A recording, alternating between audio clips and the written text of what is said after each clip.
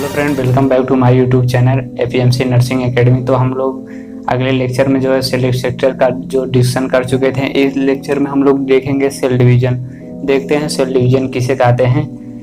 किसी सेल के फार्मेशन और उसके डिवीजन से दो डॉटर सेल का फार्मेशन होना ही सेल डिवीजन कहलाता है।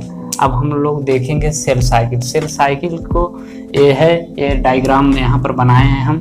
सेल साइकिल है। सेल साइकिल हम लोग देख रहे हैं यहाँ क्या है, यहाँ दो भागों में डिवीजन किया गया है, एक इंटरफेज एक एम फेज।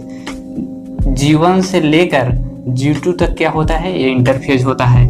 और जो एम फेज होता है, एम फेज में दो फेज है। कौन कौन? एक है कार्योकाइनेसिस, एक है साइटोकाइनेसिस। जो कार्योकाइनेसिस होता है इसमें क्या होता है, न्यूक्लियस का डिवीजन होता है। और जो साइटोकाइनेसिस होता है इसमें क्या, साइटोप्लाज्म का डिवीजन होता है।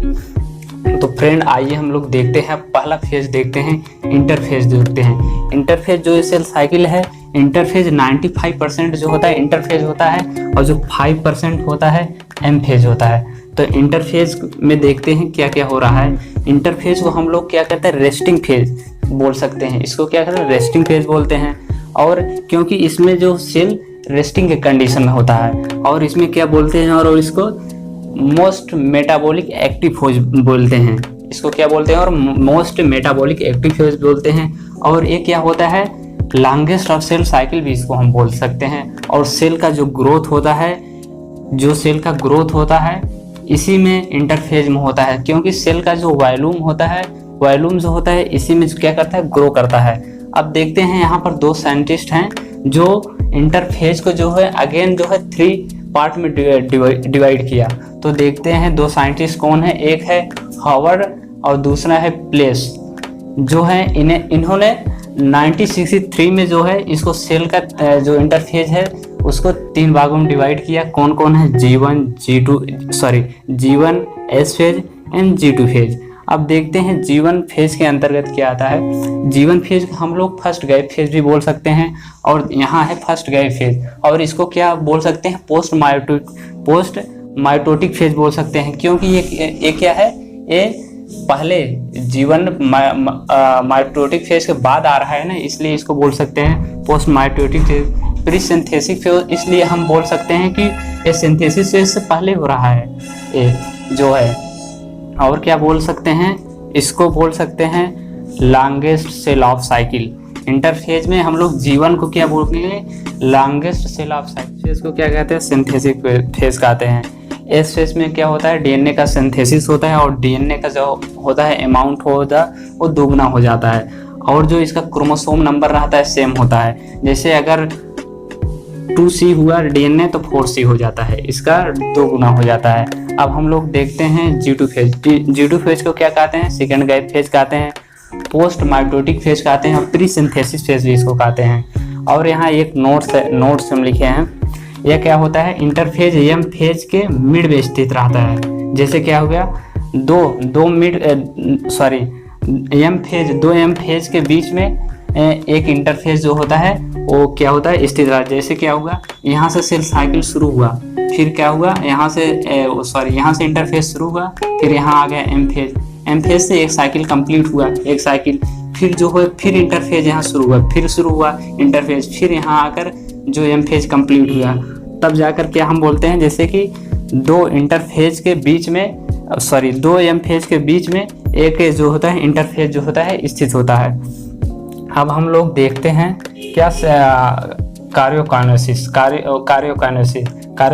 किसे कहते हैं, सेल का डिवीजन होना ही कार्योकाइनेसिस कहते हैं। अब हम लोग देखेंगे एम फेज को डिवाइड पुनः जो है 4 भागों में डिवाइड किया गया है। कौन कौन, प्रोफेज, मेटाफेज, एनाफेज, टीलोफेज। अब देखते हैं प्रोफेज को फर्दर 2 भागों में डिवाइड किया गया है, कि ईयरली फेज, एक लेट फेज। अब देख लीजिए प्रोफेज ये है,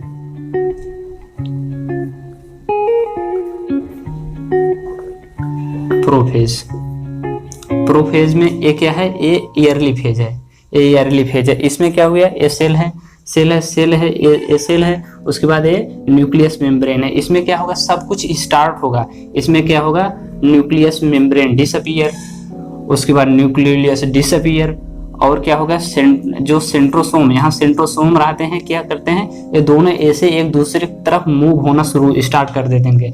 मतलब ईयरली फेज में सब कुछ स्टार्ट ही हो रहा है, मतलब डिसअपीयर हो रहा है, उसके बाद यहाँ मूव थोड़ा कर रहा है। अब हम देख ले प्रोफेज में, लेट फेज हम लोग देखते हैं, इसमें क्या हुआ, यह क्या हुआ, इसमें जो है जो न्यूक्लियस मेम्ब्रेन है वो क्या हुआ, और डिसअपीयर हो गया, nucleus membrane disappear, centriole disappear. अब जब न्यूक्लियस मेम्ब्रेन जो रैप्चर होकर डिसअपीयर हो गया क्या, तो जाकर ये जो सेल है इसमें साइटोप्लाज्म रहता है ना, साइटोप्लाज्म और न्यूक्लियोप्लाज्म में क्या हो गया, मिक्सअप हो गया। तो यहाँ इसका क्या हुआ, वैक्सोसिटी जो होता है यहाँ पर इंक्रीज हो जाता है। और जो होता है यहाँ पर जो सेंट्रियोल रहता है एक यहाँ दोनों पोल पे आ जाते हैं, दोनों पोल पे आ जाते हैं। एक किस फेज में हो रहा है, ये प्रोफेज के लेट फेज में हो रहा है। अब देखते हैं मेटाफेज। मेटाफेज में इक्वेटर पर एक मेटाफेजिक प्लेट बन जाता है और साइटोप्लाज्म में जो क्रोमेटिड सिस्टर होते हैं वो इक्वेटर पर आकर जो होते हैं यहाँ पर अटैच हो जाते हैं।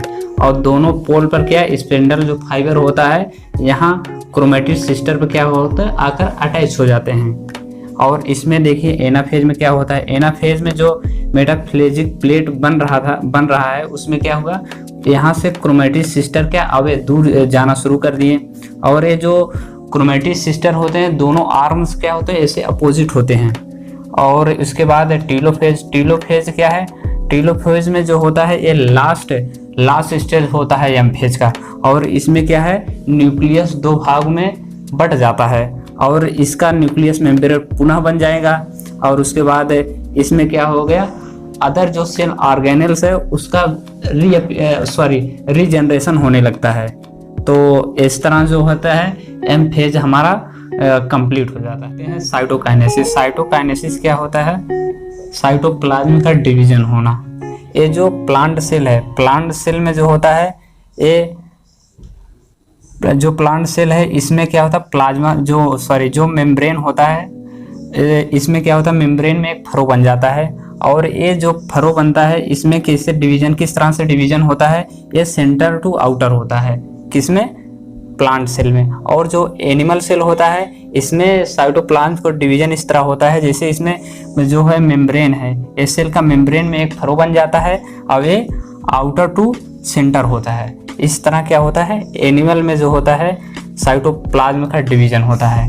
तो आई होप हमारा ये वीडियो आपको पसंद आया।